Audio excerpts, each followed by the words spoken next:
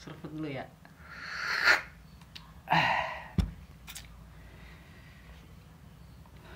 Rokok tinggal satu. Iya. Bagaimana caranya biar jadi 2? Beli. Itu dia. Iya udah. Albi Renalbi. Farhan Jamil. Bi, kita udah lama ya berteman, kita udah berapa tahun ya? 4 ya? 4 tahun mulai dari awal masuk ya kuliah. Kuliah sampai sekarang di PT IKI. PT IKI. Nah, tapi gue dulu gak terlalu akrab banget sama lu kan. Pas semester 1, 2. Iya. Karena gue lihat, wah Albi Renalbi gak tahu gitu siapa gitu kan. Nah, kita dikenalkan di organisasi salah satunya ya kan, di organisasi. Lu juga dulu orang yang kagak bisa bahasa Indonesia kan? Itu Di dia. asrama cuman bisa ngomong bahasa lu doang ya? Nggak Iya. bisa. Aing sia. Iya dulu gak bisa banget bahasa Indonesia karena emang belum terbiasa, kaku gitu, karena terbiasa mondok kan di Sukabumi gitu kan. Jadi ya terbiasa bahasa Sunda gitu. Nah, kesini ya mulailah. Kayaknya ente pernah silat tuh pas PG. Ente kan silat. Panggung Gembira. Panggung Gembira di Iya. asrama. Bisa silat kan? Itu emang ente dari dulu apa gimana? Punya perguruan? Di Mas gimana ya? Pernah belajar dulu. Pernah belajar. Cuman waktu kan kita dulu kan lulusan wisuda nih. Di Iya. asrama ya kan, wisuda asrama bukan wisuda beres kuliah. Iya. Jadi kan bingung tuh dulu gua mau bikin apa gitu untuk mempersembahkan terakhir gitu di asrama. Akhirnya di situ gue punya kepikiran kan, gue cuma bisa silat yang cuma sekedar apa adanya doang gitu kan. Cuman bagaimana caranya yang gue persembahkan ini jadi lebih menarik, biar lebih jadi banyak gitu. Karena gerakan-gerakan gue doang juga dikit doang, gue belajar kan dikit doang. Akhirnya gue coba kumpulin tuh Teman-teman yang bisa silat. teman-teman PT Apa? IKI yang Iya. bisa-bisa atau yang udah pernah belajar silat, gue kumpulin kan semuanya. Akhirnya gue suruh coba satu-satu, coba gerakan lu kayak gimana. Akhirnya gue collab tuh bareng-bareng. Ternyata bisa tuh disatuin. Akhirnya Tapi kan per daerah itu silat beda-beda apa sama? Satu silat apa? Misalkan nih, ente kan daerah Pondok Cabe nih, Iya. silat-silat Betawi. Terus misalkan gue dari Bogor nih, silat Cimande gitu kan. Apa itu sama apa enggak? Kan gue gak ada basic silat nih, apa sama? gerakannya beda, cuman waktu itu bagaimana caranya itu biar jadi sama gitu. Misalkan kan lagi tuh berapa kali tahap gerakan. Iya. Jadi gerakan awal gue pakai coba gerakan dari si Bogor misalkan. Jadi semua belajar gerakan Bogor dulu. Terus tahap gerakan kedua coba pakai gerakan yang orang Jakarta. Jadi semua belajarin semua tuh.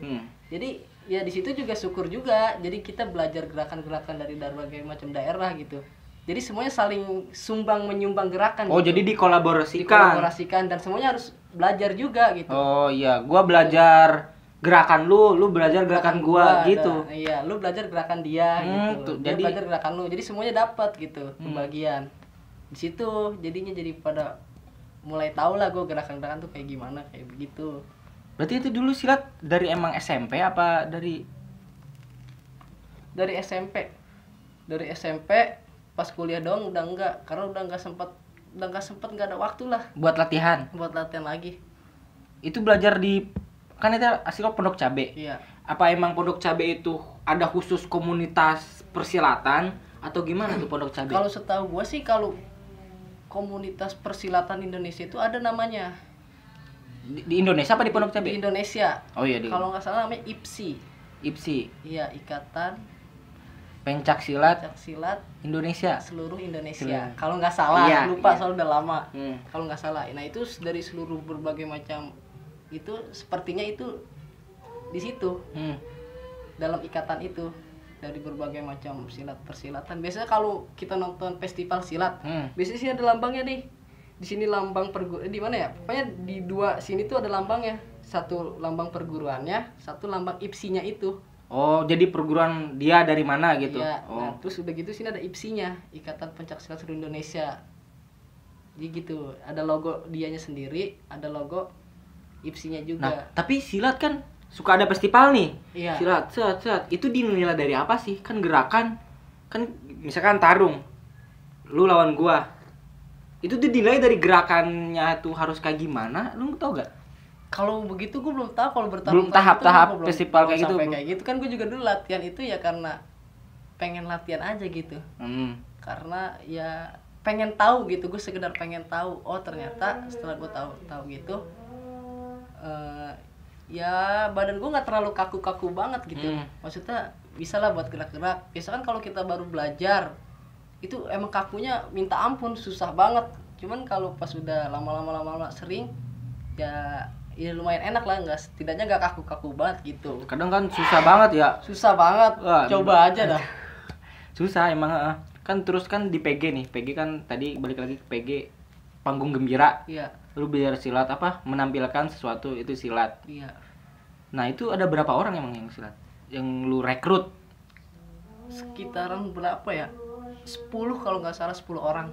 10 orang itu misalkan kayak dari Jakarta 2 orang, dari Jawa Barat 2 orang, terus dari Jawa mana 2 orang gitu. Jadi 10 itu bukan dari 10 daerah gitu, itu kebanyakan. Jadi gue ambil 2 gitu. Kan nih silat kan kemarin apa ada unsur-unsur komedi atau apa di sambut pautan? Misalkan kita gerakan silat, kita nggak terlalu serius gitu. Itu boleh apa enggak? Kalau kemarin yang gue tampilin itu, jadi dalam silat itu kayak ada biar supaya orang tertawa gitu kan. Iya. Ya tadinya gue mau pakai konsep kayak model palang pintu gitu. Adu pantun, adu Betawi bacot gitu ya. Cuman pas dilihat dari waktu itu bisa ngabisin waktu banyak. Udah gitu peserta-peserta penampil lain kan kudu main juga, ada kayak tari apa, hadroh apa dan lain kan banyak yang mau tampil. Dan gue sendiri itu pakai konsep itu ternyata itu mengambil waktu tuh panjang gitu. Akhirnya kayaknya nggak bisa kalau pakai konsep ini. Akhirnya gue ganti konsep B. Jadi nampil cuman nggak pakai suara, cuman itu bagaimana bisa jadi lucu gitu. Nah, alhamdulillah akhirnya kan itu pecah juga, lumayan pecah juga. Jadi kita bergerak nampil sesuatu tanpa bicara. Oh iya. Cuman ada gerak-gerakan yang mulai dari bertarung, mulai dari ini ada gerakan lucunya juga. Dan ya itu alhamdulillah itu pecah gitu. Nah itu sebuah kebanggaan banget karena dulu kalau nggak salah ada wakil rektor hadir, itu sampai bisa gue sampai sempet ngelihat wajahnya gitu, ketawa gitu. Dan itu kayak gue dan teman-teman tuh kayak bangga gitu, gue bisa mempersembahkan gitu sampai dia tuh kayak tawa menghibur kayak gitu. Tapi sekarang anak-anak yang lu rekrut itu masih ada apa enggak? Maksudnya masih enggak. Itu karena waktu itu cuma buat tampil doang. Buat tampil doang, enggak mempersembahkan gitu. Enggak jenjang keseriusan atau bikin komunitas buat PTIK gitu, persilatan. Itu kalau itu gue belum ada. Sebenarnya gue pengen juga kayak buat kampus gua gitu kan, kayak ada ya gitulah komunitas-komunitas pencak silat. Jadi dari berbagai macam daerah kita bertukar cerita, bertukar ilmu, bertukar gerakan. Jadi kita saling sama tahu gitu kan. Jadi biar supaya kita nih lebih begini lagi. Cuman itu salah satu yang belum tercapai sih sampai saat ini gua. Kayak gitulah. Soalnya kan abis dari asrama itu kan emang setahun asrama kan kita. Setahun. Nah, kepecah kan kita, ada yang kemana, ada yang di masjid, ada yang ngekos, ada yang ngajar gitu kan. Banyak juga kan di PTIK juga bukan yang bisa silat, ada juga komunitas Vespa. Terus kan ada juga komunitas gunung. Kan ente di Vespa nih. Vespa banget kan? Dulu Vespa banget. Vespa banget. Itu banyak gak dari PTIK yang punya Vespa atau emang seneng banget ke Vespa?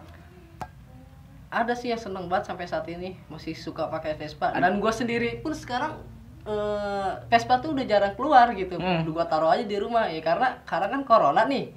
Nggak bisa kemana-mana ya. Udah Vespa gue tinggal aja di rumah. Bahkan pengen dijual kemarin. Gara-gara nggak kepake kan pengen dijual kan. Cuman gue nggak pengen dijual gitu karena ya walaupun sayang banget lah barang walaupun jelek tapi kalau dia punya cerita sama kita itu terasa banget untuk ingin memiliki terus gitu walaupun dia jelek kan bentuknya tapi kalau udah sayang susah kita kan merawat menjaganya terus, kan mulai dari gue kesana kemari dari kampus ke rumah, dari rumah ke kampus, dari kampus ke kontrakan, ke organisasi, kan gue dianterin sama dia. Terus-terusan bersama. Dijual kan gimana gitu, sampai nyari cewek juga ya kan? Karena dia juga, karena si Vespa itu. Vespa. Tapi sekarang ada gak komunitas Vespa PTIK? Wah, Saya nggak tahu deh itu. Saya dulu sempet pengen ngebangun lagi itu. Cuman Itu aktif gak ya? Jalan ya? Jalan kan? Oh ya, lanjut. Takut gue gak? sempet udah itu ngumpulin tuh anak-anak PT IKI yang punya Vespa, semua tuh gue kumpulin biar supaya tuh kita tuh kan Vespa itu kan terkenal kesolidannya tuh, Kesolidan. terkenal banget lah pokoknya itu kesolidannya. Cuman yang gue waktu itu ada niatan pengen gue kumpulin biar kita solid, karena waktu itu yang gue lihat yang punya Vespa itu yang mainnya sendiri-sendiri gitu. Iya. Kita tuh nggak nyatu gitu. Akhirnya gue coba gue kumpulin orang-orangnya, ngumpul dah tuh, sempat ngobrol, sempat rencanain gimana. Cuman ya ini adanya corona ini, dan gue juga udah menjenjang semester akhir kan. Iya. Udah nggak bisa fokus main nongkrong, gue juga harus fokus kewajiban gue dong. Iya. Skripsi kan kewajiban gue, Sangat. sangat kewajiban. Kalau misalkan gue gara-gara sesuatu yang untuk bersama, cuman kewajiban gue yang utama itu terbengkalai, gue merasa bersalah gitu. Apalagi tanggung jawab orang tua gitu ya. Iya. Orang tua kan fokusnya. Orang tua kan pengen kita wisuda tepat waktu. Iya. Dan tujuan utama kita masuk kampus kan belajar, Hmm. kemudian ya biar bisa wisuda tepat waktu juga gitu. Iya. Kalau misalnya gue terlalu juga untuk kebersamaan sampai gue lupa kewajiban pribadi gue, dan gue nggak bisa wisuda, gue seyakin-yakinnya orang tua gue pasti bakal kecewa banget sama gue. Iya. Kenapa kamu nggak wisuda gitu kan? Tepat waktu. Tepat waktu. Emang kamu ngapain aja, pasti ditanya-tanya gitu. Ada masalah apa atau Iya. apa gitu kan. Dan menurut gua orang tua gua gitu nggak bisa gitu diberi alasan seperti apapun gitu. Nggak bisa, karena orang tua gua pengennya ngeliatnya bukti gitu, bukan ucapan gitu. Bukti lu Percuma kan? selama di kuliah. Iya, percuma kan kalau misalkan gua telat nih wisuda tahun kapan gitu kan, gara-gara gua bener-bener fokus ke bersama sampai gue lupa tuh kewajiban gue sendiri, skripsi. Gue telat, pasti orang tua gue nanya kenapa telat. Gue bakal jelasin begini. Pertanyaan gue, apakah orang tua gue bakal bisa nerima alasan gue itu? Iya. Ya kan? Karena orang tua itu gimana ya, dia tuh lebih pengen tuh ngelihat bukti gitu. Buktinya. Bukan ucapan gitu. Dan percuma sih menurut gue ngedebatin orang tua itu percuma gitu. Wah, jangan lah. Walaupun kita ini sekolahnya lebih tinggi daripada orang tua pendidikan kita. lebih tinggi, misalnya orang tua gue SMA, gue bisa sampai kuliah, bisa sampai ini. Kalau ngedebatin orang tua, menurut gue tetap kalah gitu. Iya. Dan emang jangan salah juga Iya. kalau mengedebat orang tua. Salah, walaupun kita tuh lebih pintar atau lebih lebih banyak pintar. tahu, cuman Walaupun itu benar gitu. walaupun itu benar, cuman menurut gue itu nggak bisa gitu. Iya. Kalau untuk orang tua nggak bisa Jangan. seperti itu. Hmm. Nah, orang tua ya butuhnya bukti gitu. Mana buktinya? Dengan gitu. perilaku. Iya, dengan tindakan, dengan apa yang kita bisa buktikan gitu. Di rumah, iya. Buktikan. Ya orang tua kalau ngejelasin, ngasih alasan mah kita bisa. Cuman Iya. kita bisa nggak ngasih bukti gitu. Kayak ibu maaf ya nggak bisa wisuda tahun ini karena aku kemarin begini. Pasti ya orang tua ya pasti bakal mengiyakan. Cuman kita nggak tahu hatinya gimana kan. Iya, benar. Apakah dia kecewa? Ya kan? Aduh, anak gua nggak wisuda tepat waktu gitu kan. Pasti di depan kita dia bakalan iya aja gitu, kayak memberi kasihan kepada kita. Cuman kita kan nggak tahu hatinya, apakah dia kecewa karena kita nggak bisa tepat waktu kan. Iya. Makanya itu untuk kayak saat ini gue kayaknya belum bisa untuk kebersamaan dulu gitu, untuk kemaslahatan bersama. Kayak gue untuk saat ini gue jeda dulu gitu. Dikurangi. Dikurangi dulu lah. Gue bener-bener mau fokus ke tujuan utama gue, kuliah. Kan tujuan utama kuliah gue kan belajar, lulus tepat waktu. Dari situ gue mau fokus itu dulu. Kalau udah fokus barulah gue bisa lah ini lagi kemaslahatan. Tapi kan di kampus nih, di PT IKI lah contohnya. Setiap kampus pasti adalah organisasi. Bener kan? Baik organisasi internal, eksternal, ya kan? Menurut lu organisasi itu penting gak sih? Kan ada yang bilang kupu-kupu, kuliah pulang. Kura-kura, kuliah apa sih? Kuliah rapat. Iya, pokoknya ya gitulah. Menurut lu organisasi itu penting gak sih? Menurut gua organisasi itu penting gitu. Sepenting apa emang Kayak organisasi? misalkan gini. Soalnya kan orang tua kita nyuruh kita belajar. Mm-mm. Belajar dan wisuda tadi apa yang lu katakan, belajar dan wisuda tepat waktu. Nah, kan di kampus itu kan orang tua gak tahu ada organisasi gitu Iya. kan. kita ikut berkecimpung di organisasi tersebut. Nah, penting gak sih, sepenting apa gitu maksudnya organisasi itu? Kalau menurut gue sih penting gitu. Jadi kita organisasi itu kan kita belajar kehidupan, belajar bagaimana kita bermasyarakat, belajar bagaimana kita menyesuaikan lingkungan. Kalau kita banyak ilmu tapi kita nggak bisa gitu menyampaikannya, nggak bisa mengaplikasikannya, itu kan susah. Jadi kayak buat apa sih gue ilmu gue banyak, cuman gue nggak bisa gitu nerapin di masyarakat, karena gue nggak biasa deket sama masyarakat gitu, nggak biasa deket sama orang-orang. Itu bakal susah banget menurut gue untuk bisa diterima gitu sama masyarakat. Gue ilmu gue banyak, misal gue kuliah pulang ilmu gue banyak ya kan, cuman gue nggak bisa gitu gimana caranya untuk mengamalkan ilmu gue gitu. Sebab gue aja cuman ke kampus di kamar. Iya. Kalau kita di organisasi kan kita sering tuh pengabdian ke masyarakat, sering dekat sama masyarakat, deket. Nah itu menurut gue itu memudahkan kita untuk mengamalkan ilmu kita gitu. Karena kita dari mahasiswa udah terbiasa dengan masyarakat, dengan lingkungan, sehingga kita lulus wisuda balik ke kampung halaman, kita udah bisa bekal, gitu. Ada bekal. Udah ada bekalnya, gimana sih cara bermasyarakat, gimana sih mengabdi ke masyarakat. Kalau menurut gue kayak gitu. Jadi, tapi berarti orang yang gak berorganisasi salah? Salah sih enggak, cuman gimana ya, Ada orang yang datang ke kampus hanya cuman belajar terus pulang lagi. Iya. Terus ada juga orang yang ke kampus terus dia menyempatkan untuk kerja. Ada juga kan orang yang beres kuliah dia langsung kerja. Ada juga kan kayak gitu. Dia tidak fokus untuk belajar doang, tapi untuk menghidupi dirinya sendiri karena dia merantau. Jadi dia harus cari-cari uang untuk itu. Jadi menurut lu orang yang tidak berorganisasi berarti salah dong? Salah apa gimana? Sebenarnya nggak salah sih ya, itu mah tergantung selera dia suka berorganisasi apa enggak. Cuman gini, kalau misalkan nanti kita punya adik kita kuliah, terus dia berorganisasi, dia minta solusi, dia curhat ke kita tentang organisasi, minta solusi gimana. Kalau misalnya kita nggak pernah berorganisasi, apakah kita bisa ngasih tahu dia gimana, ngasih solusi gimana? Kalau kita dulunya berorganisasi, kita punya adik, ternyata adik kita kuliah, dan dia salah satu aktif di organisasi, dia cerita, dia curhat, minta solusinya gimana, kita kan enak, punya pengalaman. Dulu abang begini, terus begini. Nah, terus dulu abang punya konsep begini. Nah, itu terserah kamu mau pakai yang mana, konsep yang dulu pernah saya pakai gitu. Nanti ada kita kan, jadi dia nggak terlalu pusing banget gitu. Oh iya. Jadi tidak fokus untuk belajar terus kuliah terus gitu. Apa ada pengalaman lain juga gitu kan? Iya. Yang penting organisasi itu ada pengalaman. Ada pengalaman banyak. Banyak. Dan yang gue rasain saat ini, gue sekarang coba untuk ikut berorganisasi di masyarakat.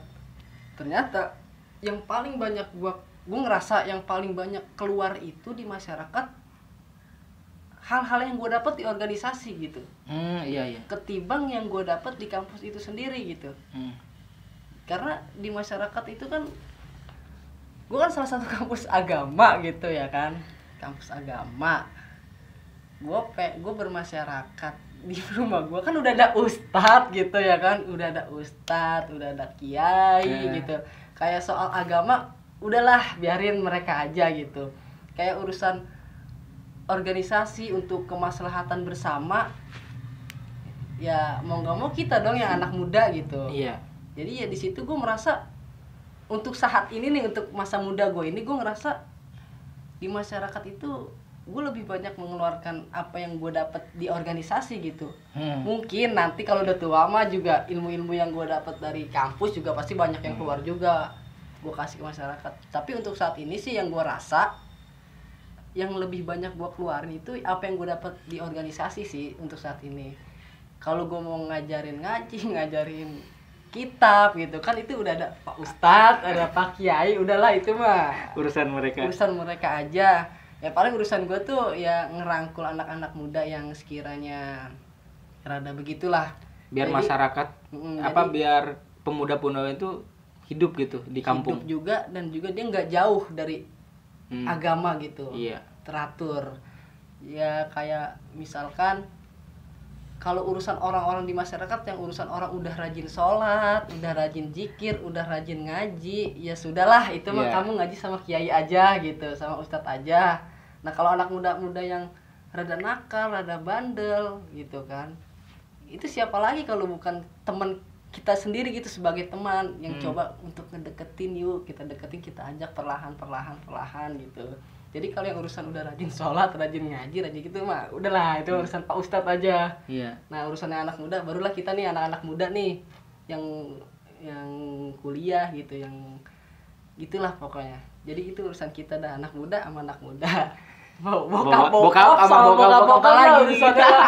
Gue kalau ngajar bapak gue nggak enakan gitu. Gue pernah ngerasain itu, gue merasa aduh nggak enakan gitu kan. Pernah KKN ngajar? KKN pernah. Itu ngajar bokap-bokap? Ngajar bokap-bokap, ibu-ibu, terus abang-abang di atas gua tuh gua nggak enakan banget, beneran dah. Gua nggak enakan banget. Gua lebih suka ngajar anak-anak kecil gitu. Iya. Jadi gua bebas gitu kayaknya tuh. Kalau ngajar bokap-bokap, ibu-ibu kayak aduh gimana, gue canggung sendiri gitu. Canggung kitanya sendiri, belum terbiasa mungkin. Belum terbiasa ya, walaupun kita punya metode mengajar ngaji, mengajar apa gitu. Cuman kalau berhadapan dengan orang yang lebih tua tuh kadang gimana ya, ngerasain sendiri dah nanti. Bingung emang sih gue, apalagi kalau ngajar gue paling ngajar gitu, aduh kayaknya enggak karena belum pede dengan apa yang kita punya. Itu aja sih sebenarnya, bukan takut salah atau apa, jadi belum pede aja sama diri kita sendiri. Iya itu aja sih, nggak pede gitu. Walaupun bokap mempersilahkan gue nih untuk memberikan tausiah, nasihat agama kan setelah subuh. Sebenarnya gue udah belajar gitu, kalau belajar ngomong nasihat gitu. Cuman gue masih canggung gitu di depan ditonton bokap-bokap, ibu-ibu, gimana gue masih muda gitu kan. Kadang masih banyak maksiat gitu. Itu gue merasa nggak pantas gitu. Merasa ini belum waktunya gue gitu. Kayak gue nih waktunya gue tuh cuman merangkul teman-teman gue gitu, yang sudah mulai ya coba gue mau dekatkan mereka biar supaya terus kenal agama, dekat sama Allah lagi. Gue ngerasa kayaknya gue lebih ke situ dah gitu, lebih ke setara, seumuran gitu. Gue coba main bareng dia gitu, sedikit gue cicipin ilmu gitu, biar nanti lama-lama mereka merasa nyaman. Soalnya kan penting juga generasi muda sekarang. Penting juga, apalagi kalau generasinya udah jauh dari agama. Kayak narkoba, minuman keras itu kayaknya udah biasa tuh. Jangan sampai kayak terjadi, gue nggak pengen kayak gitu tuh. Kayak narkoba, miras, apa pokoknya yang lain-lain gitu. Jadi seakan-akan itu jadi kayak adat gitu. Itu udah biasa di sini. Gue nggak mau tuh itu terjadi tuh. Tapi bisa jauh-jauh gitu. Tapi kalau misalkan nih orang mabuk-mabukan lah intinya kan sekarang banyak banget orang yang mabuk-mabukan itu emang hal biasa. Kebanyakan orang gitu kan di media sosial ya mabuk-mabukan itu hal biasa. Kayak yang biasa aja gitu, kayak seperti ngerokok aja gitu. Tapi dia tidak melakukan hal kejahatan gitu, tidak merugikan orang lain. Itu gimana? Tidak merugikan, tapi dia mabuk-mabukan. Tapi maksudnya tidak merugikan orang lain, tidak melakukan kejahatan gitu, seperti mencuri atau apa gitu. Tapi dia attitude akhlaknya ada gitu, maksudnya sopan santunnya ada, itu gimana? Masih lu tetap rangkul atau gimana? Justru di situ lebih meringankan beban gua. Jadi gua cuman bagaimana caranya perlahan supaya dia nih nggak minum, nggak narkoba. Kalau misalkan dia narkoba minum juga, udah gitu selalu bikin keresahan masyarakat. Jadi double tugas gua nih. Jadi lebih berat kalau cuma sekedar dia minum tapi dia masih punya attitude kepada masyarakat. Jadi sedikit meringankan beban gua lah gitu untuk merangkul. Tapi untuk misalkan lingkungan lu ini pemabok semua, lu mau masuk ke dalamnya, apa lu masuk, apa lu ngejauh, apa ada rasa gengsi atau gimana? Gue gak mau, males gue masuk ke lingkungan sih, gitu. Gue bakalan masuk ke dalamnya. Cuman gue masuk ke dalamnya itu nggak langsung kayak wah haram lu. Enggak, gue nggak bisa kayak gitu. Gue takutnya dia malah ngejauh dari gue, dia malah benci sama gue, malah dia memusuhi gue, karena gue nggak suka yang kayak gitu. Paling gue masuk, cuman perlahan gitu. Kita ngumpul-ngumpul gitu ya, ngopi. Mungkin kalau misalkan dia menilai gua, misalnya dia udah mau narkoba nih, udah mau main gaple, mau judi, gua lihat nih, wah nih udah mau mulai nih kayaknya nih perjudian. dan gue di situ dianggap kayak ustadz muda lah gitu. Iya, iya. Ya, gue bakalan masuk ke dalam dan gue nggak mau ngasih apa-apa. Nggak mau ceramah, masuk ngopi gitu ya. Pasti nanti dia kan ada segan tuh. Ya, ada Pak Ustadz nih, ada Pak Ustadz gitu. Ntar aja mainnya. Ya, misalnya saya ada Pak Ustadz nih, ntar aja. Kan nggak jadi tuh, nggak jadi main. Terus sampai terus pokoknya sampai dia bener-bener ngantuk lelah, pulang lah tuh, nggak jadi dong main. Karena gue ada di situ. Terus besoknya lagi, yuk main lagi, mau mulai permainan lagi tuh judi. Gue masuk lagi ke situ. Kan dia gak enakan lagi tuh, gak jadi main lagi terus begitu gue. Kalau gue pengennya begitu, kalau gue cara ngedeketin orang ya. Jadi tidak langsung dengan kekerasan. Woi. Iya. Haram. Kayak gitu. Kalau gitu kabur, malah kesel gue ya. Iya, malah dia nggak nyaman iya, gitu. malah kesel ke kitanya dengan kepribadian. Iya. Jadi kita so suci lu anjing gitu kan. Iya.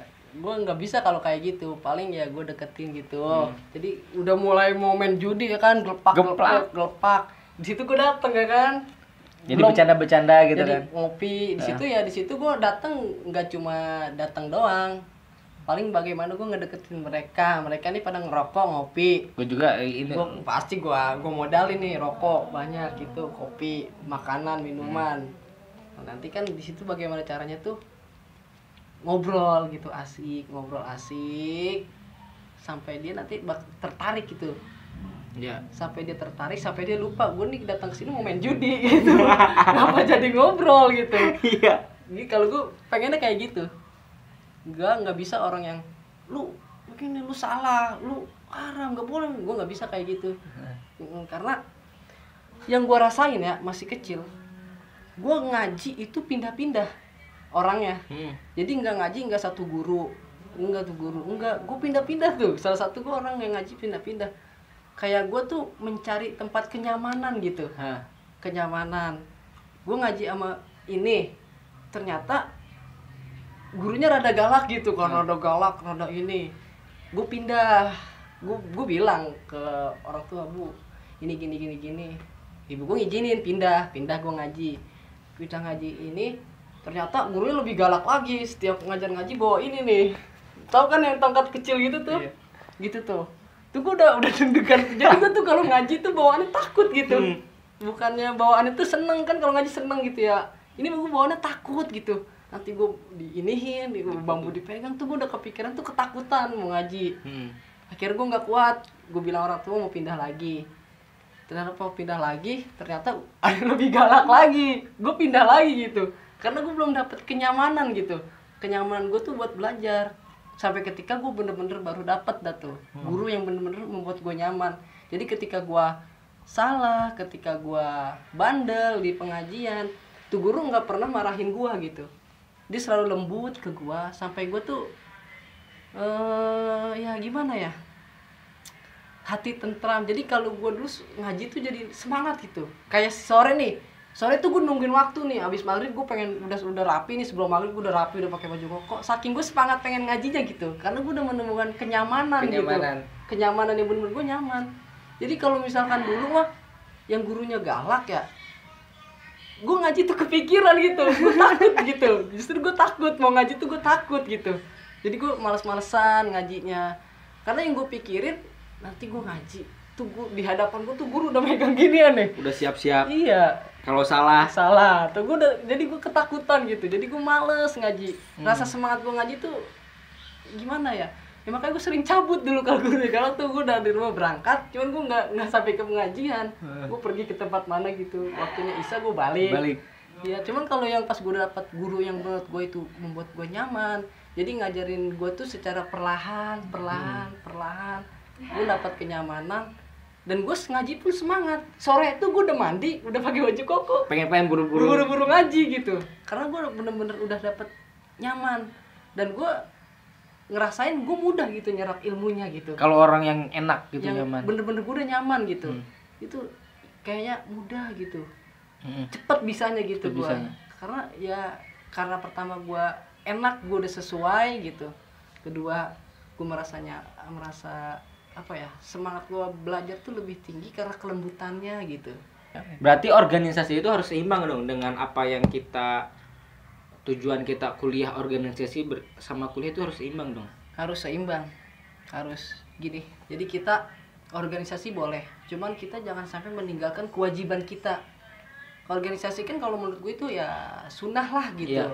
Cuman kita belajar di kampus, ngerjain tugas kampus itu kan kewajiban kita, ya kan. Jadi ya kalau bisa wajib dapat, sunnah juga dapat gitu. Biar orang tua tuh tidak kecewa Biar apa yang kecewa. selama kita 4 tahun kan. 4 tahun di 4 tahun. kampus. Iya. Organisasi banyak juga sih organisasi di eksternal. Tapi kalau di PTK hanya 2 organisasi eksternal ya.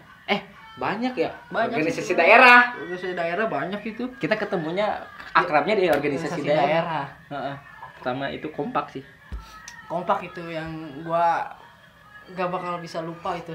Yang banyak memberi gua Kan kompak kan Jawa Barat, Banten. Jawa Barat. Otomatis ada campur-campur lah, ada yang Sunda dan juga ada yang Jawa kan, dari Indramayu dan Banten gitu. Kan lu kan Betawi banget nih. Iya. Itu berarti lu bisa dong bahasa Sunda. Itu bonus. bisanya dari emang kan dulu emang lu mondok Di Bogor. Di Bogor? Gua daerah Sunda, di Bogor. Iya, di Bogor Sunda. Pesantren. Hmm. Iya. Terus gua bisa Sunda tuh ya di situ. Kan di Bogor Enggak, Oh, kalau di Bogor tuh dulu nggak boleh wajib 2 bahasa. Arab Inggris. Arab Inggris. Nggak Oh. boleh ngomong Sunda. Kalau ketahuan ngomong Sunda abis gua. Ngomong Sunda apa ngomong Sunda, bawa ngomong bahasa Indonesia nggak boleh. Jadi gue nggak bisa di pondok tuh ngomong Sunda walaupun gue mondok di Sunda gitu. Gue bisa bahasa Sunda itu ya di organisasi itu. Dan Berarti bagi gue itu bonus buat gue. lu bisa dong bahasa Arab, bahasa Inggris. Kagak bisa. Gue kan salah satu bocah yang nggak pernah praktek berbahasa. Bahasa gue aja jelek. Kagak bisa, susah. Apalagi Inggris. Tahu sendiri lidah orang kampung ngomong Inggris gimana kan?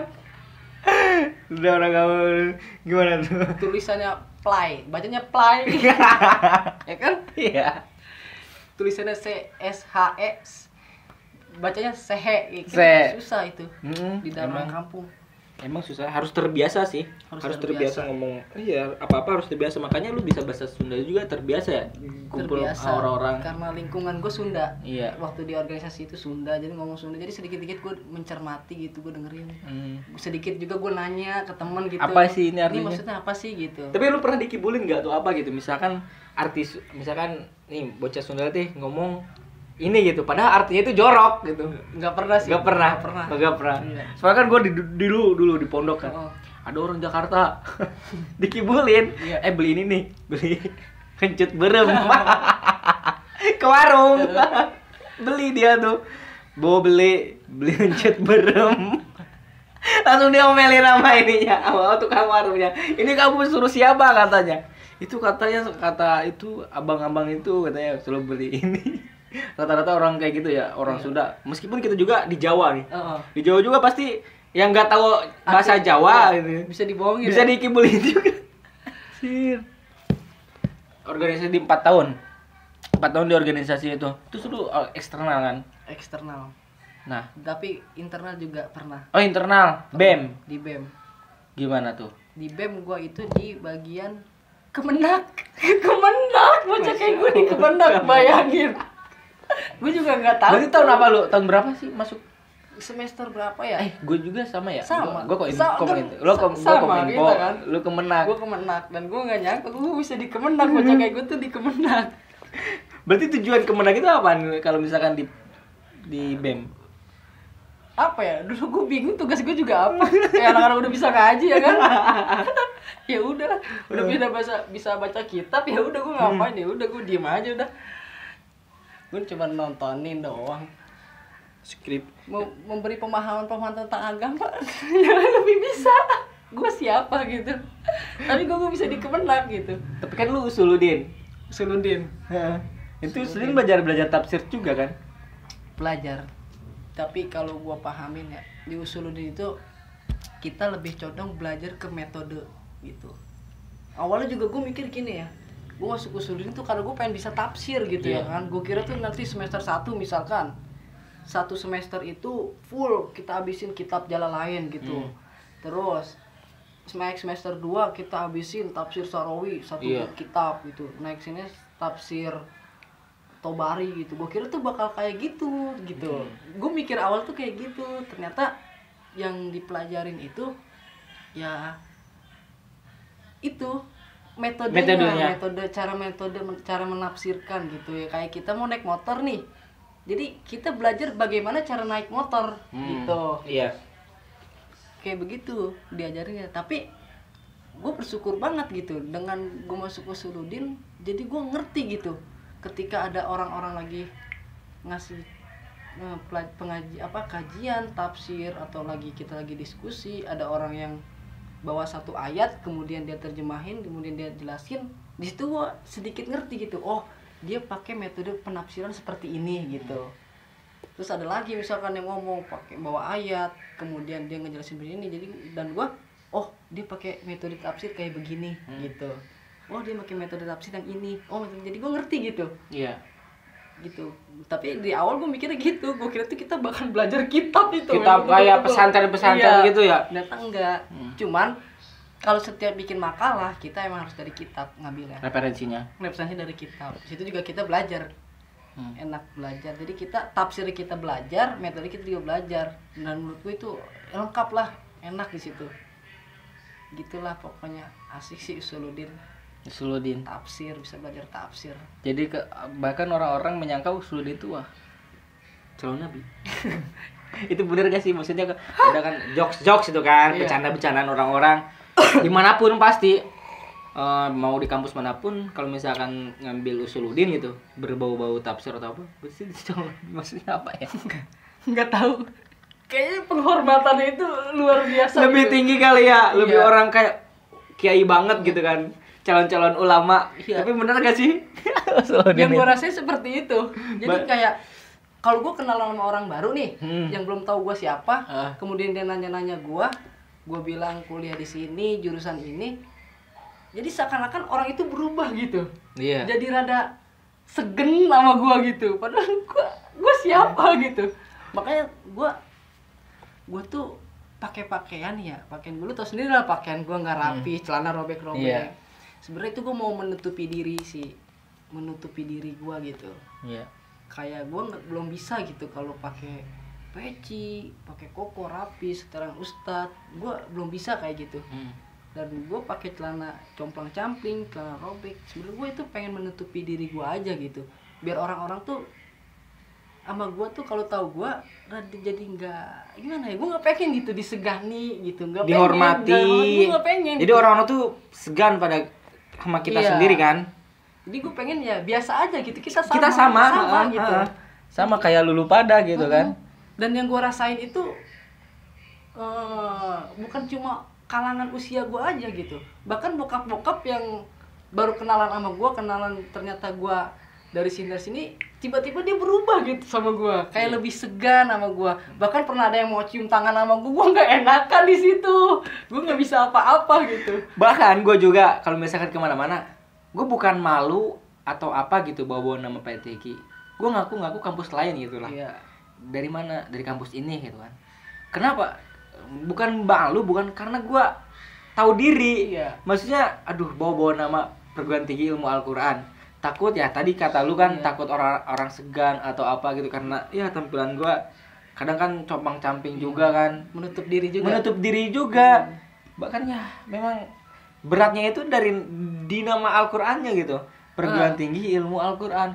Jadi orang-orang kalau misalkan di satu acara nih, acara apa gitu, dia mengandalkan mahasiswa tersebut, misalkan baca Al-Qur'an, seolah-olah bokap-bokap yang lain, masyarakat lain itu udah husnudzon banget ke kita. Kalau kita tuh bisa semuanya, Al-Qur'an bisa, hafal Quran, ngaji kita bisa. Padahal di diri kita ya sama kayak kalian. Jadi menyangka PTQ itu orang-orang yang memang wow di dalam Al-Qur'annya. Bahkan kan emang udah ada porsinya, PTQ juga udah sama lah. Porsinya. Ada yang bisa kitab, ada yang hafal Al-Quran. Ya, kayak gue gue jurusan tafsir, lu tarbiyah, ekonomi. Mungkin gue nggak bisa kalau ngomongin ekonomi. Iya. Cuman kalau ngomongin tafsir, ya gue lumayan bisa lah, masuk-masuk. Iya. Kayak, nah, lu kan ekonomi syariah nih. Kan lu juga belum tentu bisa gitu ngomongin tentang tafsir. Cuman kalau ngomongin ekonomi syariah, lu bisa jadi bisa, karena itu udah bidang lu dan lu berkecimpung di situ. Tapi kan masyarakat lain Tapi melihat masyarakat PT itu IKI. masyarakat. Melihat, maksudnya bukan melihat diri kita, melihat nama PT Iya. IKI-nya itu. Kamu hafal Quran ya? Dan kamu udah hafal berapa juz? Pasti kalau misalkan kita bawa nama PT IKI nih, langsung ditanya berapa juz? Yang Iya. itu makanya aduh, bukan gak mau bawa nama PT IKI, malu sama aduh, udah mah kita belum hafalan atau apa gitu. Ya jadi gitu sih sebenarnya PT IKI. Gitu. Udah mah kadang nggak enakan gitu.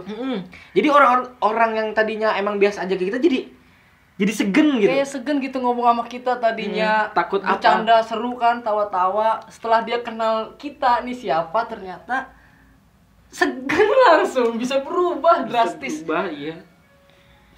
Sampai gue pernah di situ ada Pak Ustadz. Hmm. Gue bayar zakat. Pas gue bayar zakat, gue disuruh minta sebentar duduk gitu. Gue kira mau ngapain ya. Di situ apa? Dia minta tolong bacain doa hataman Quran. Gue nggak enak di situ baca Pak Ustadz. Banyak ustadz banyak yang bisa gitu kan. Gue cuma pakai sarung, pakai kaos, emang niat gue mau bayar zakat doang kan. Situ gue nggak enak banget. Berarti satu saat itu udah tahu lu dari PT IKI Udah dari tahu, mana? dia udah tahu gue dari PT IKI. Karena kayaknya ada yang ngasih tahu. Heeh. Nih sini kuliahnya di sini, ini. Gue kaget disuruh duduk, tahu-tahu gue dikasih Quran kan, Quran di inian tolong bacain doa khatmul Quran. Di situ gue langsung gue bingung gitu, kenapa harus gue sini banyak Pak Ustadz. Udah makan kaos, lu kaos doang kan? Kaos doang, gak pakai WC. Orang gue niatnya sore-sore sambil mau jalan-jalan kan, pakai sarung doang, mau bayar zakat sekalian. Gue nggak enak di situ. Itu yang gue bikin gak enak hati. Bebannya itu di Kalau itu kadang, kayak gue kadang menutup diri gue banget gitu. Jangan sampai orang tuh tahu gue tuh ini gitu. Mungkin kalau udah waktunya orang nanti gitu, suatu saat nanti, biar suatu saat nanti aja gitu. Pas gue bener-bener diri gue tuh udah siap gitu. Iya. Nggak apa-apa lah, gue tuh ada yang ngebuka gue gitu. Si ini tuh ternyata di sini. Nah nggak apa-apa dah, gue udah siap karena gue mungkin gue udah tua, udah nikah, udah punya anak, baru gue siap. Iya. Gue masih muda begini, gue malu. Gue pernah ngobrol sama satu orang yang ibaratnya dia orang-orang yang baru hijrah gitu ya kan. Gue di situ bener-bener menutup diri gue. Gue menutup diri gue banget. Orang yang baru hijrah. Dan dia Maksudnya hijrahnya itu dia dari agama lain apa yang enggak, hijrah? maksudnya dia dari pemuda biasa gitu. Jadi pengen bener-bener. Dari ketika dia jadi Oh itu mah mualaf ya. Orang pemuda biasa deh. Iya. Yang masih kagak belum pakai jilbab, bajunya masih seksi-seksi dulunya. Terus ketika dia berubah kan, pakai gamis, pakai kerudung gitu. Terus ketika gue ngobrol sama dia ya kan. Iya. Ngobrol sama dia, gue pakaian gue tahu begini compang-camping. Di situ gue dinasehatin sama dia ya kan gitu tentang Ama gitu. Si pemuda hijrah. Masih pemudi hijrah. Oh, pemudi. Oh. Dan di situ dia memberikan nasihat gua, mungkin karena melihat penampilan gue yang seperti ini, dan gua ini sendiri sih, gua cuman ya gitu. Dia tahu lu kuliah di mana? Nggak tahu. Oh, itu belum tahu. Belum tahu. Terus? Belum tahu. Gua kira ngobrol, gua nggak bisa anuan kan, gue cuman iya gitu, makasih udah dikasih ini dan nasihatin saya. Nggak lama kemudian ada yang ngasih tahu dia itu anak ini, kuliahnya ini, jurusan ini. Besoknya nggak mau, dia nggak mau gue nasihatin gue lagi. Saking Kaget mungkin kali ya. ya. Gue menceramahi orang yang Emang udah tahu, yang udah biasa lah udah di biasa dunia ya? itu. Nah itu gue menutup diri aja kadang masih ketahuan gitu. Bener gue nggak pengen gitu, gue bener-bener pengen menutup diri biar kita tuh ya udah kita biasa aja. Biasanya sama aja gitu kita juga. Dan gue merasa ketika dia lagi ngomong ke gue nggak merasa apaan sih lu mau gue gue nggak merasa kayak gitu. Ya emang kita ngobrol gitu, dan lu ngasih masukan ke gue, gue terima kasih gitu. Ya gue nggak merasa gue lebih pinter, enggak gue. Itu kalau begitu gue kayak itu perusak hati banget kalau kayak gitu. Jadi kalau ngobrol dia itu ya setidaknya pasti ada yang gue tangkep gitu dari dia. Jadi ya lumayan lah buat pengingat gue gitu. Terkadang kan gue masih muda nih ya, kadang masih ya maksiat juga kan. Tapi sekarang ya gue alhamdulillah juga bersyukur kalau ada yang ngingetin gitu, jadi Iya. gue inget lagi gitu sih. Jadi sakit gue, jadi kagak enakan hati kan. Kita gak enak gitu, Iya. apalagi dia. Dianya nggak enak Jadi kan. berubah gitu Jadi drastis. jadi kayak dia merasa, Wah, anjir. aduh ternyata gue salah nasehatin orang gitu kan.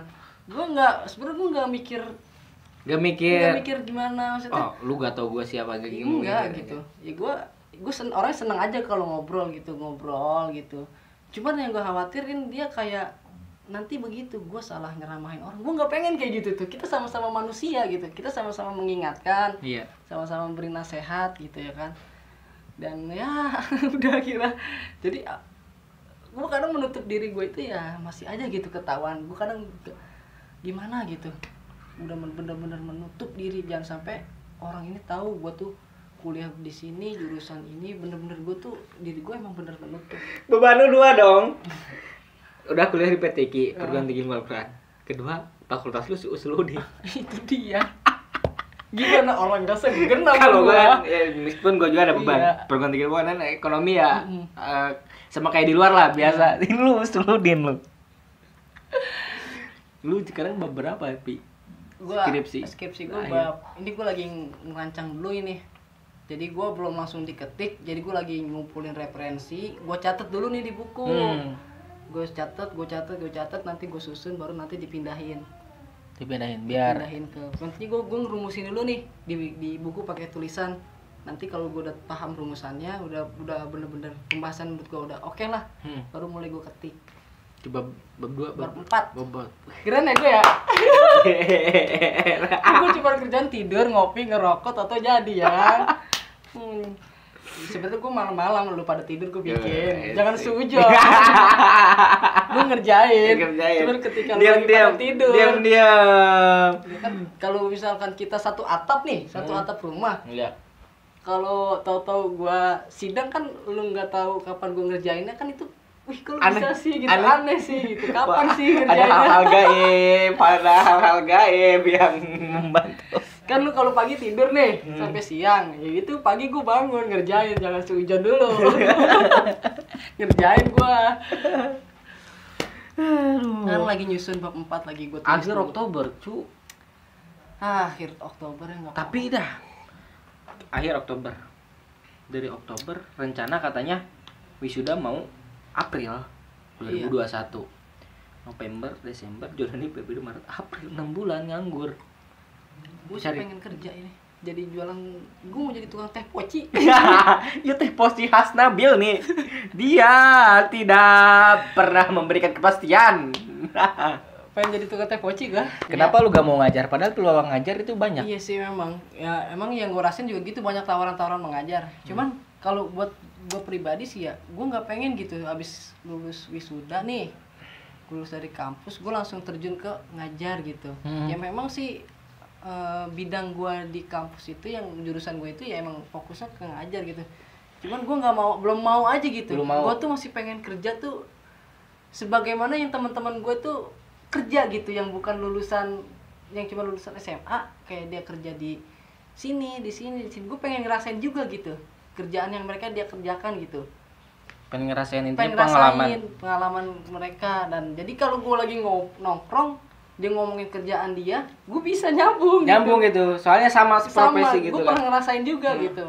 Gue pengennya kayak gitu. Mungkin kalau gue udah nikah kali dah nanti, baru gue kayaknya gue bener terjun ke sesuai bidang gue gitu.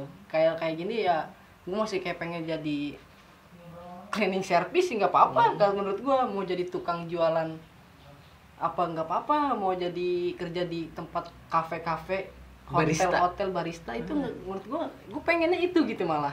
Jadi gue punya pengalaman gitu selama umur gue masih muda nih. Gue pengen cari pengalaman biar nanti gue kalau ngobrol sama orang-orang nyambung gitu. Oh gua keluh kesahnya tuh sama. Iya. Aduh, pernah ngerasain gue jadi cleaning service. Iya. Nah jadi gue suatu saat nanti gue juga bisa menghargai teman-teman gue gitu. Jadi kayak gue nggak merendahkan lu OB, lu ini, lu kasir. Gue nggak, jadi gue nggak kayak gitu. Bahwasanya kayak OB, kasir gitu, ternyata itu juga mulia gitu, kerjaannya berat gitu. Gue nggak pengen aja kalau ketika gue nanti gue udah ngajar, gue sukses, terus ada orang yang datang kayak misalkan OB atau apa, Jadi kayak sama gua merendahkan gitu. jadi iya kayak merendahkan, lu mah OB nanti lu dah, jadi yang besar dulu aja gitu. Gue nggak pengen kayak gitu. Gue pengen ya kita semua sama gitu. Oh, gue juga dulu nanti ada cerita Iya, gitu. sama gitu. Dulu juga. Dan jadi gue sangat menghargai orang-orang yang walaupun kerjanya tukang sapu atau apalah, gue sangat menghargai gitu karena gue dulu ngerasain itu juga gitu. Ternyata berat ya jadi kerja kayak gitu. Kalau gue itulah salah satu gue biar supaya gue nanti bisa menghargai orang-orang yang kayak gitu.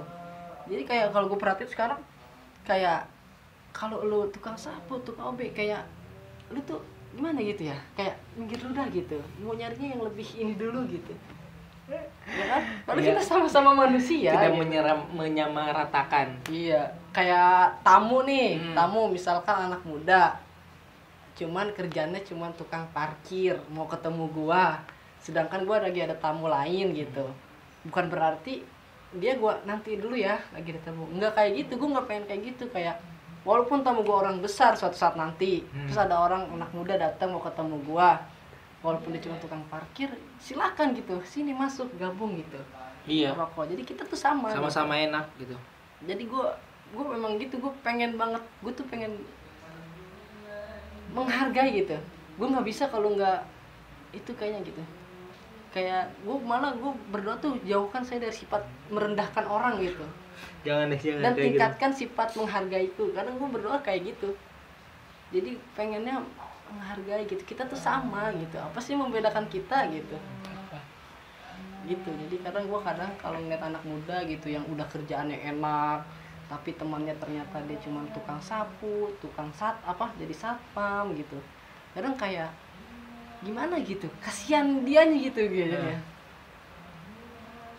Makanya ya gue pengennya kayak gitu, suatu saat gue pengen jadi kayak OB, jadi tukang kafe, jadi itu gue pengen sebenarnya itu kerja di tempat gituan, pindah-pindah lah gitu. Gue nyari pengalaman biar supaya nanti ketika gue kembali ke jalan yang lurus nih, mau ngajar gitu lah, gue udah nikah, gue udah ngajar, terus gue kembali ke jalan gue, profesi kayak bukan profesi ya, bidang gue gitu, mengajar.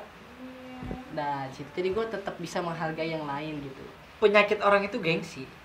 Gengsi Gengsi kan? Gengsi. Gengsi kita ada kan.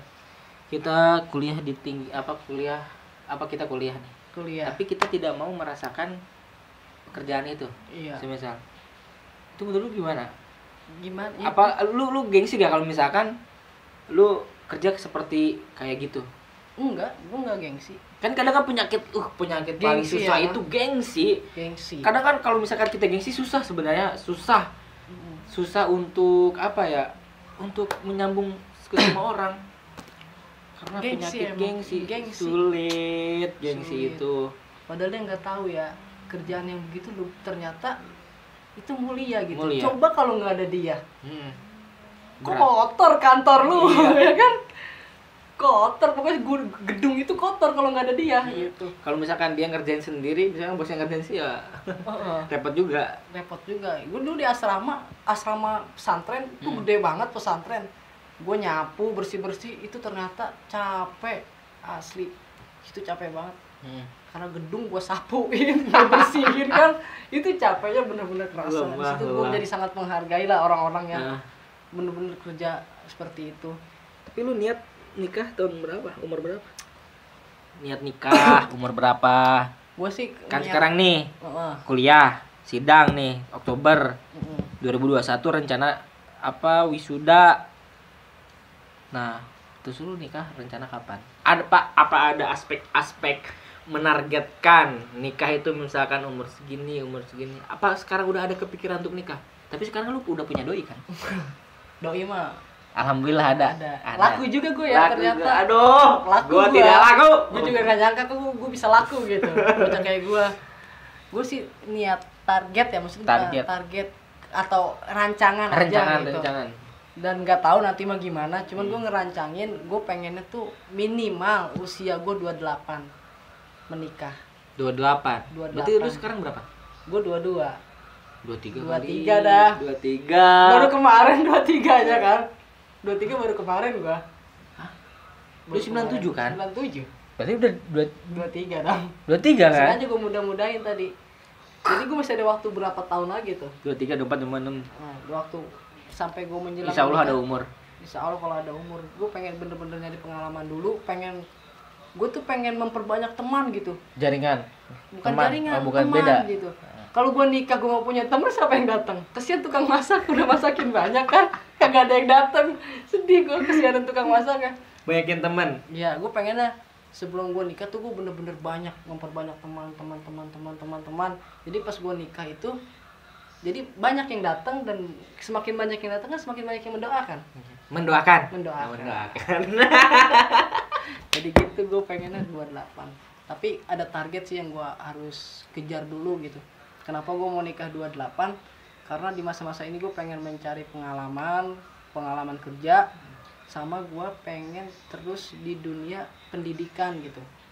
Karena gue punya cita-cita gue ini pengen memperbaiki gitu, pengen memperbaiki nasab keluarga gitu.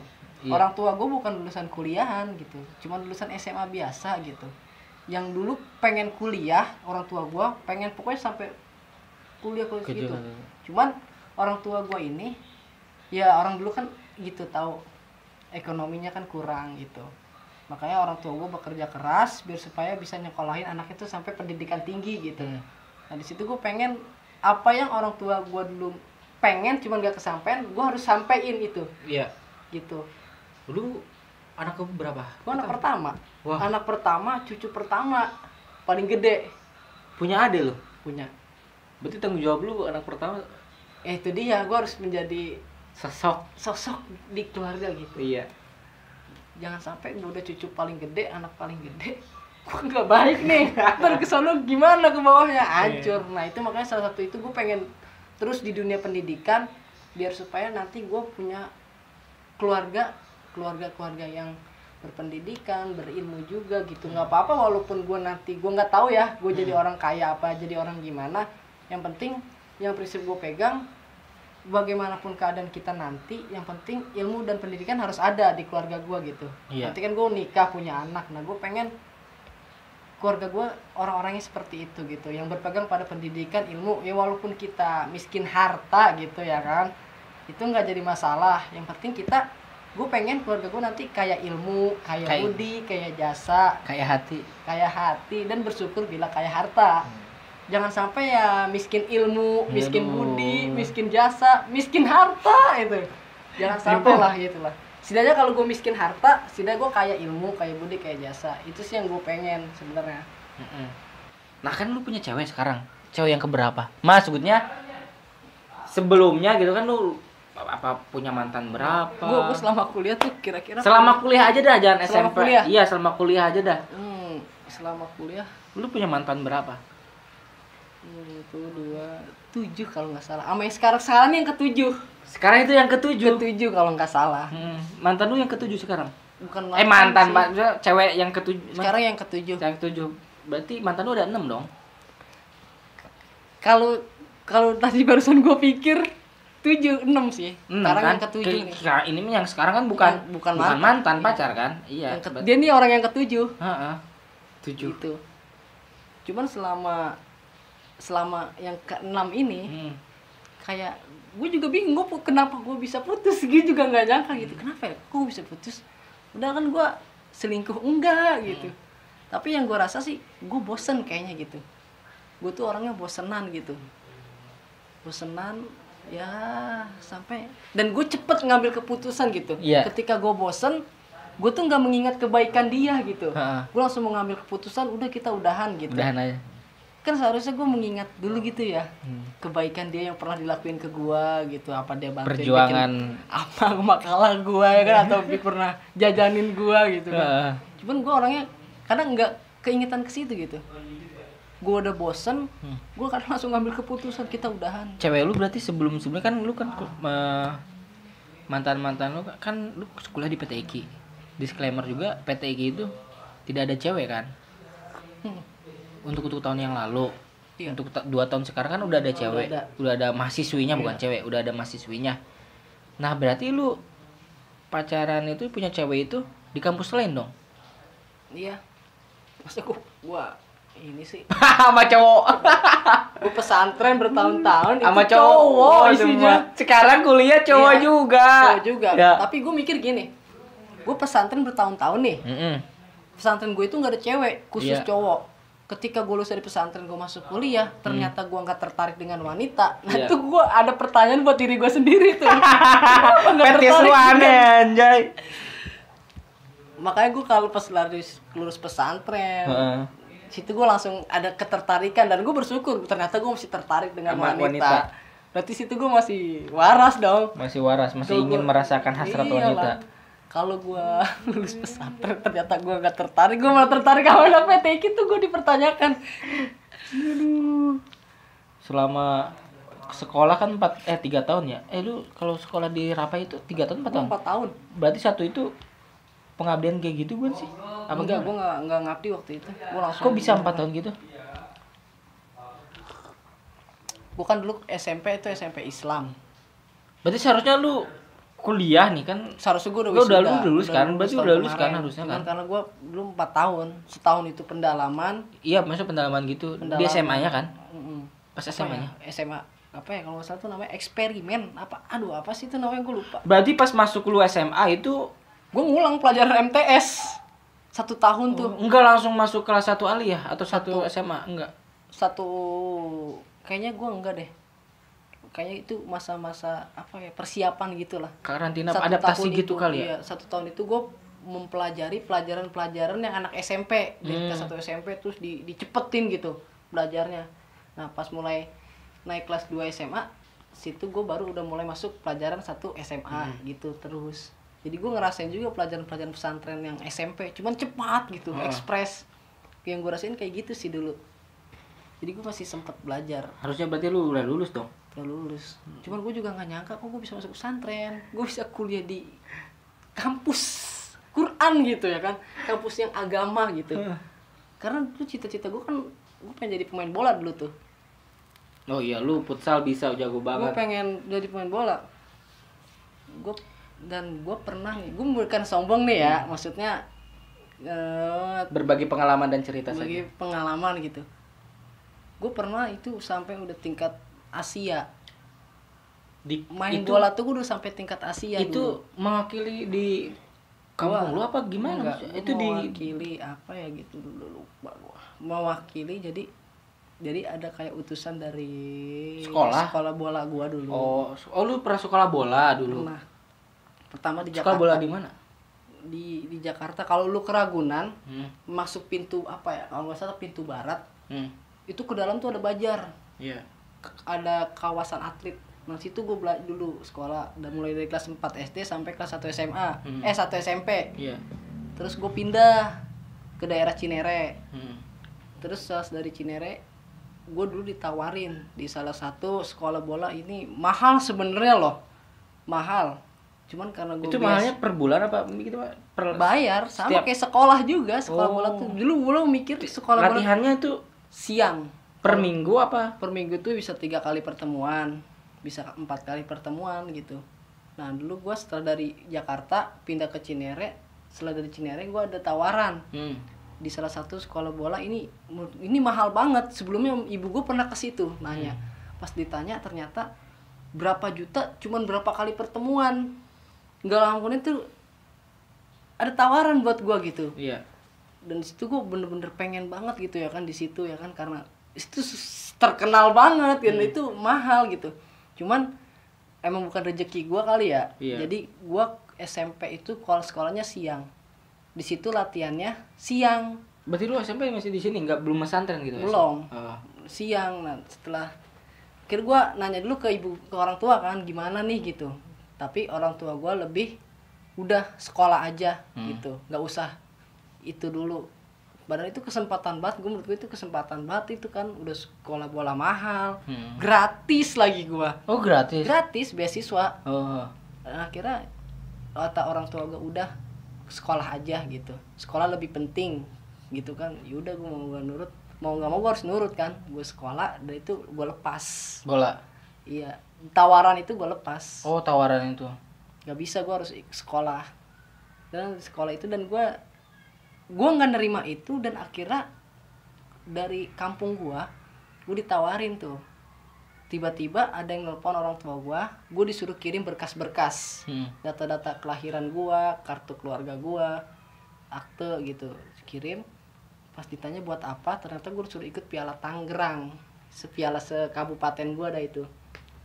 Gue nggak pernah ikut latihan di situ, cuman gue dipanggil gitu, dipanggil buat ikut turnamen itu. Lumayan kan, kabupaten dari penjuru sekolah-sekolah bola, dan gue nggak pernah latihan bola di kelompok itu gitu. Tiba-tiba gue ditelepon, disuruh orang tua ditelepon, suruh ngirim berkas, dan di situ ya gue main lumayan kan, piala kabupaten. Terus lu ikut main terus? Ikut lumayan. Nah setelah latihan itu gue emang nggak bisa sampai final sih ya. Cuma setelah itu gue langsung direkrut, gue disuruh main di kelompok situ. Terus main. Mungkin di situ kali ya, ketika kita nggak mendapatkan sesuatu yang menurut kita baik, ternyata ada yang lebih baik gitu. Allah ganti nih, gue ganti yang lebih, nih saya ganti yang lebih baik gitu.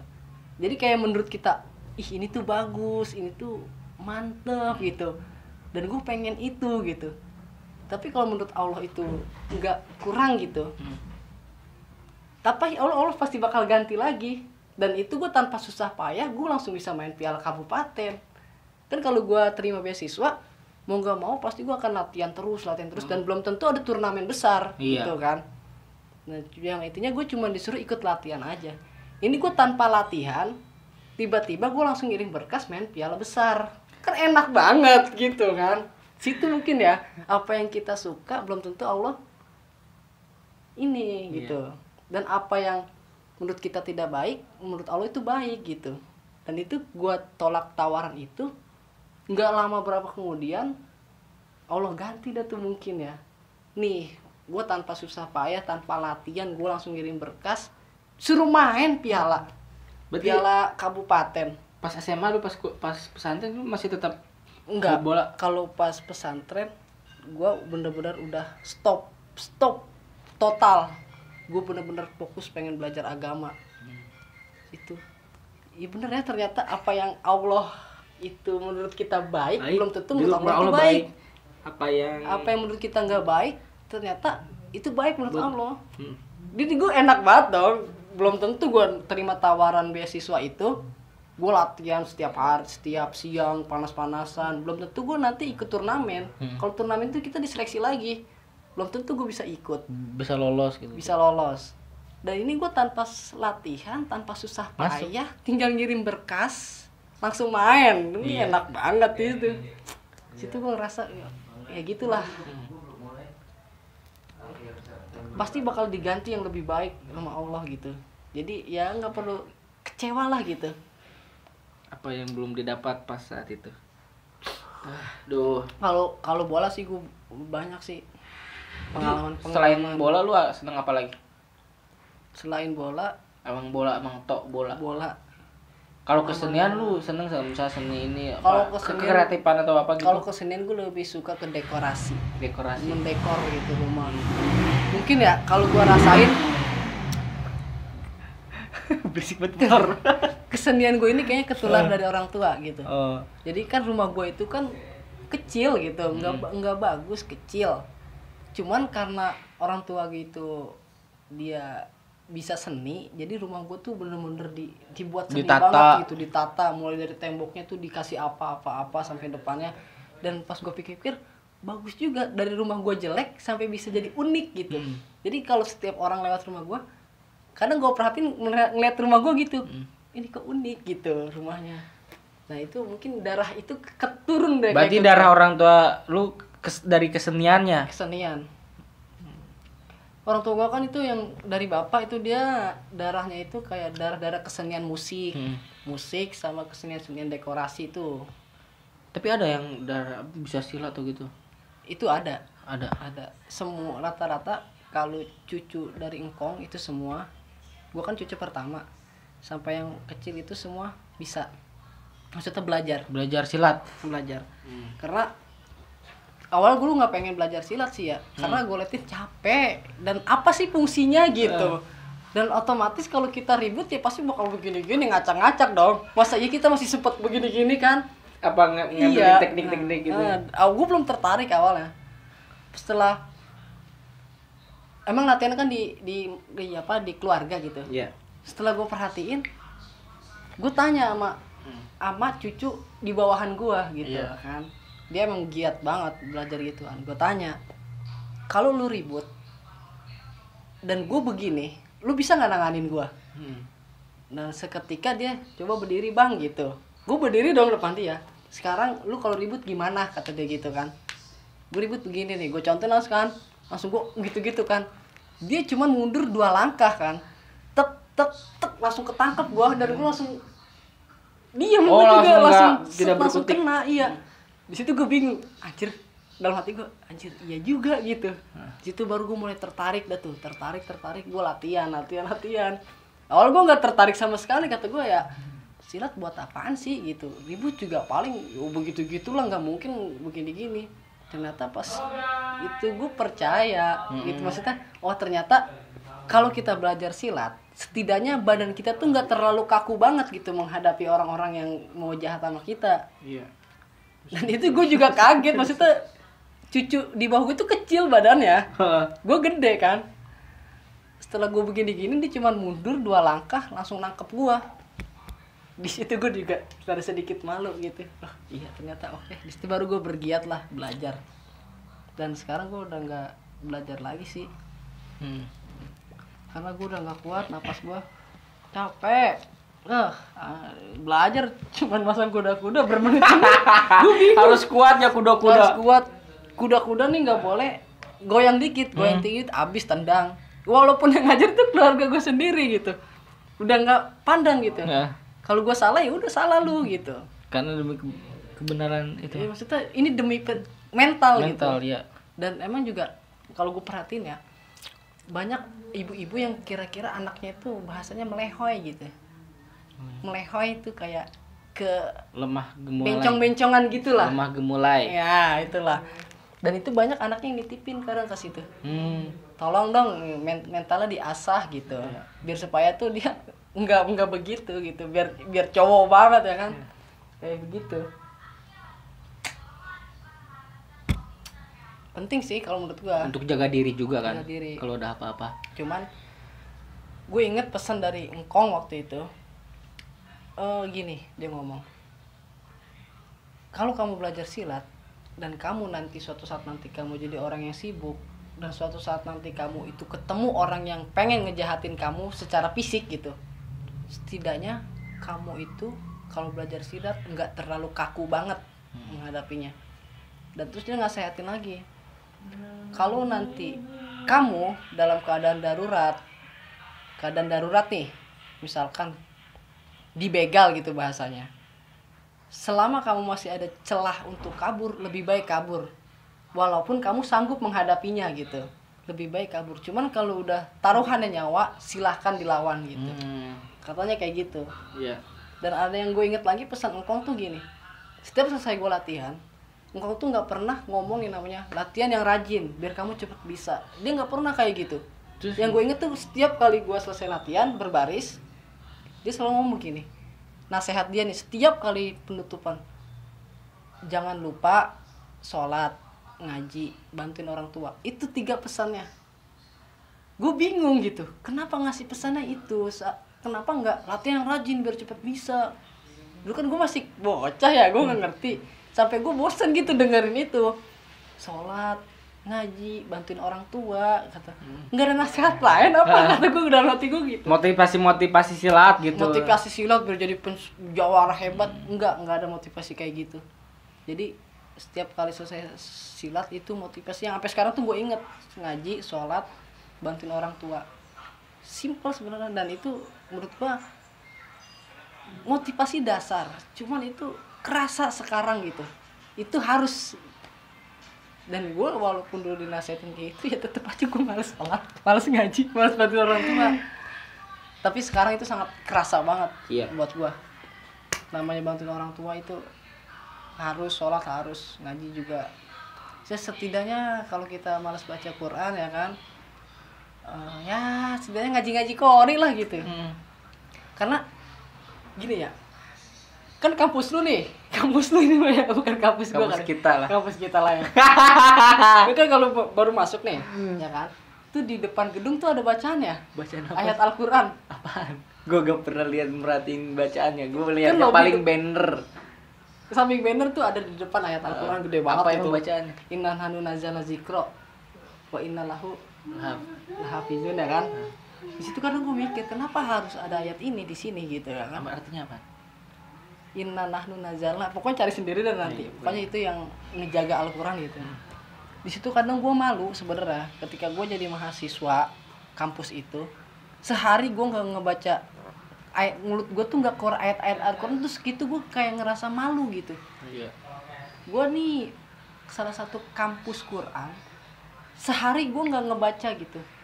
Makanya kadang kalau gue lagi tiduran, gue iseng-iseng tuh ngaji-ngaji aja kan. Wa minal laili gitu kan. Wanunaz. Nah, itu setidaknya ini Adalah keluar mulut kita. mulut gue tuh terhias lah oleh ayat-ayat Quran.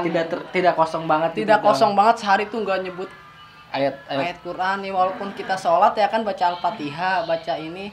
Cuman ya setidaknya kita di samping sisi dari sholat itu kita keluar juga lah, jangan sampai omongan kotor terus yang kita keluarin ya kan. Makanya tuh gue seneng banget punya temen yang bisa kori kan, satu kontrakan sama gue yang dikit-dikit ngaji, kori. Jadi kita juga ikut-ikutan. Pancing gitu. Pancing. Wah. Tanpa kita sadari kita mengeluarkan gitu. Walaupun cuma seayat, tapi kan setidaknya kita keluar. Ya, dan gue berdoa mudah-mudahan gue orang-orang yang lahafizun, yang bener-bener menjaga gitu. Makanya kadang gue sedikit malu gitu. Kalau sehari tuh nggak ngebaca, nggak kuat ayat Quran lah. Mungkin dengan gue kori-korian yang dengan suara yang jelek, tapi gue melantunkan gitu. Jangan sampai mulut gue kosong banget sama ayat Quran. Situ gue kayak merasa berdosa gitu. Iya. Berarti kan Al-Qur'an PTIG itu kan menghafal ayat-ayat Al-Qur'an, ada yang terbatas dan ada yang penuh. Menurut lu kita lebih baik menghafal atau menjaga atau menghafal atau mengamalkan? Mengamalkan sih kalau menurut gua. Kenapa? Karena Kita kalau kan- sekedar menghafal, kita nggak tahu isinya itu kayak apa ya. Kayak makan tahu, kagak ada toge, kagak ada apa-apanya Kagak ada gitu. isinya. Jadi rasanya ya rasa tahu doang gitu. Ya sama kayak gue di pesantren gue ngapal. Gue hafal beberapa juz.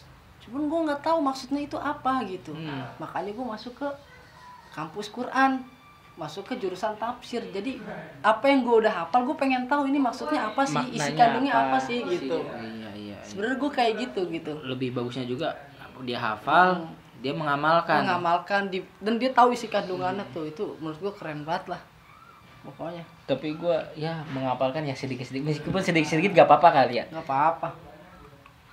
Iya sih. Wah, berat juga. Bahkan kalau kita cuman bisa ikro doang, kita bisa ngamalin. Gitu. Dulu ada senior gue terinspirasi juga. Dia ngomong, dia sangat tawadu banget kan depan gue tahu dia jago Qurannya. Cuma dia ngomong depan gue, saya cuma bisa ikro doang. Saking tawadunya, gue tahu sebenarnya nggak mungkin. Anda ini salah satu pemilik pondok pesantren besar, tahfizul Quran, nggak mungkin Anda nggak bisa baca Quran. Logikanya kan kayak gitu. Cuman ketika ngomong sama gue, dia cuma bisa ikro doang gitu.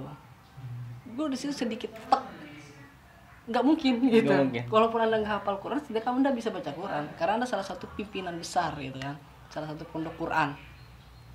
Cuman kayaknya dia ngasih solusi gue gitu, kayak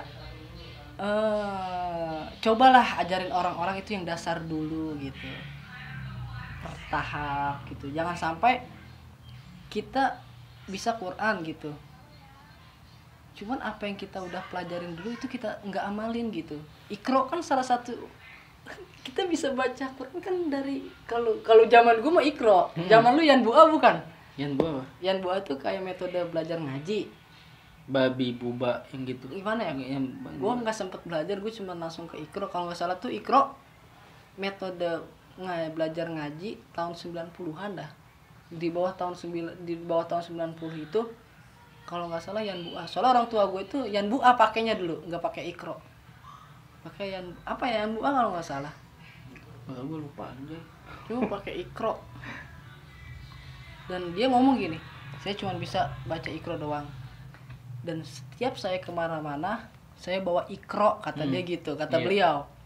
Dan orang-orang yang di jalanan gitu, mau itu siapapun di jalanan, ketika saya tanya bisa ngaji apa enggak, di situ kalau dia jawab nggak bisa ngaji, di situ saya keluarin Iqra saya, katanya. Di situ saya ajarin ngaji huruf hijaiyah, a, ba, ta gitu. Jadi dia setiap kemana-mana bawa Iqra, kata beliau. Saya bawa Iqra kemana-mana. Setiap kali saya singgah di situ saya tanya, kalau ada orang yang menghampiri saya ngajak ngobrol, saya tanya bisa ngaji apa enggak gitu. Kalau orang itu ditanya nggak bisa ngaji, dia langsung ngeluarin Iqranya, diajarin sama dia Iqra gitu. Terus jalan lagi kemana, ketemu orang lagi, tanya bisa ngaji enggak, saya ajarin ya. Situ saya juga terinspirasi sebenarnya. Iya juga ya, dengan kita cuman bisa hal yang kecil gitu, itu bisa diamalin gitu. Dan dari hal yang terkecil dulu. Dan situ gue mikir, gue nggak bisa nerima itu gitu, kayak saya cuman bisa Iqra doang gitu. Awal gue nggak nerima, soalnya salah satu pimpinan pondok Quran gitu kan. Cuman sepertinya beliau ngajarin gue gitu, maksudnya apa yang kamu udah pelajarin dulu jangan kamu tinggalin, tetap kamu amalin gitu. Walaupun tingkatan kamu sekarang seperti ini gitu, cuman yang kecil jangan ditinggalin gitu, tetap diamalin gitu. Karena bayangin, salah satu pimpinan pondok Quran, saya cuma bisa Iqra gitu, dan itu gue nggak bisa terima gitu. Dan ternyata di situ dia mau ngasih tahu gue ngambil hikmahnya kayak gitu. Apa yang udah kita pelajari dulu, kita kan ya kalau kita nggak sadar kita ngelupain Iqra loh. Iya. Padahal kita belajar Awal itu Iqra. Bisa tahu huruf-huruf itu dari Iqra. Dari Iqra, a, ba, ta, sa, ja. Sekarang gue tanya, lu tahu nggak yang menerbitkan Iqra siapa tuh, yang engkong-engkong pakai tongkat? Tahu nggak nama siapa? Gak tahu itu siapa ya? Ya kan, lupa ya. Gue pernah ya ngajar ngaji. Ada guru ngaji ngajar Iqra. Akhirnya situ gue nanya, tahu nggak? Gue nanya muridnya. Muridnya yang belajar Iqra ya kan. Gue tanya muridnya, kamu tahu nggak siapa yang bikin Iqra ini ke anak kecil? Terus kamu tahu nggak ya kan? Anak kecil kan tadinya yang mana kak gitu.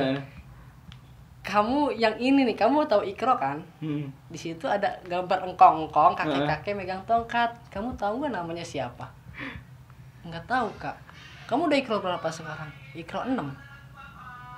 Udah Iqra 6, cuman nggak tahu siapa itu yang benerin Iqra. Berarti kan situ pengajaran dasarnya itu kan kurang. Seharusnya gimana ya?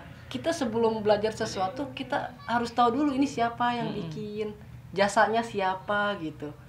Kalau kita tahu kan nanti kalau kita sholat kita bisa doain. Iya. Ilah hadratika khususon buat ini penerbit Iqra misalkan yang bikin Iqra.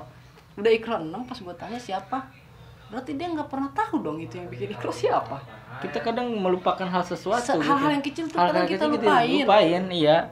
Kali ada yang ya pokoknya kita udah hampir 2 jam meskipun terpotong-potong oleh kadang kamera bermasalah, kamera kadang jeda-jeda gak kuat sampai lebih, dan ini pun udah lebih. Dan mungkin ini konten yang pertama saya ngobrol dengan teman-teman sebelum saya dengan teman-teman yang berpisah dekat dengan saya gitu kan, sebelum pergi jauh mau kemana nggak tahu mau kemana, rahmatullah jauh banget kan. Iya pokoknya konten pertama saya bersama Albi Renalbi ya. Kita sering satu atap gitu kan, kenal 4 tahun yang lalu, akrab mungkin 3 tahunan ya. Karena mulai akrab banget 3 tahun. Kenal mah udah kenal. Cuman kita canggung gitu atau apa gitu, belum mengetahui sisi satu sama lain. Sekarang gitu. Tidur di samping saya sekarang. Pokoknya nanti untuk selanjutnya mungkin gue sama siapa gitu kan, sama teman-teman gue gitu kan, kita ngobrol ngotak, ngobrol tanpa otak. Iya. Ngobrol ngotak ya? Nggak pakai otak. Kita kalau ngomong emang nggak pakai otak sih. Ya. Asal ngomong aja. Oke. Terima kasih Albi Renalbi. Ya. Mungkin kalau ada yang tersindir gitu ya. Nggak ada maksud mau nyindir enggak. Kita ini saling mencurahkan Iya. Saling- Kan namanya juga ngobrol nggak pakai otak. Iya, gak pakai otak. Jadi teman-teman semua,